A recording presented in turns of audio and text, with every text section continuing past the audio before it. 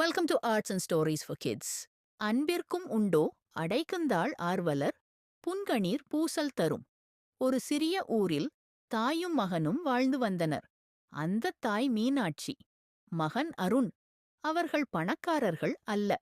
ஆனால் அவர்கள் உள்ளத்தில் இருந்த அன்பு அளவில்லாதது. அருண் தினமும் பள்ளிக்குச் செல்லும் முன், அம்மா, உங்களுக்கு ஏதாவது வேண்டுமா என்று கேட்டு செல்வான். தாய் எப்போதும் புன்னகையுடன், எனக்கு நீ சந்தோஷமாக இருந்தால் போதும் என்று சொல்லுவாள்.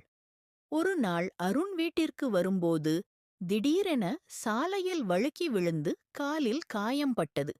வலி அதிகமாகி நடக்க முடியாமல் தரையில் அமர்ந்து அழத் தொடங்கினான்.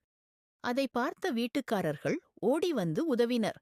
அந்தச் செய்தி மீனாட்சியின் காதில் விழும் முன் அவளது இதயம் துடிக்கத் தொடங்கியது. என் பையன், அவனுக்கு என்ன ஆனது என்று கவலை கொண்டபடி அவள் ஓடி வந்தாள். அருணை தரையில் அமர்ந்து வலியால் நடுங்கிக் கொண்டிருக்க பார்த்தவுடன் அவளது உள்ளத்தில் இருக்கும் அன்பு தாங்கவில்லை. கண்களின் கண்ணீர் பெருக்கெடுத்து வழிந்தது.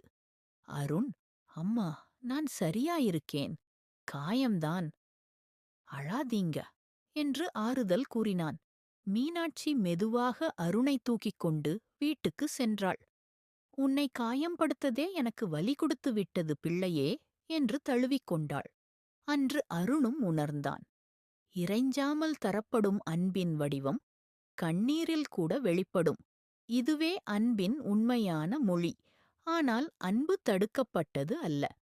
உள்ளத்தில் இருக்கும் அன்பை தாழ்பாள் போட்டு அடைத்து வைக்க முடியாது.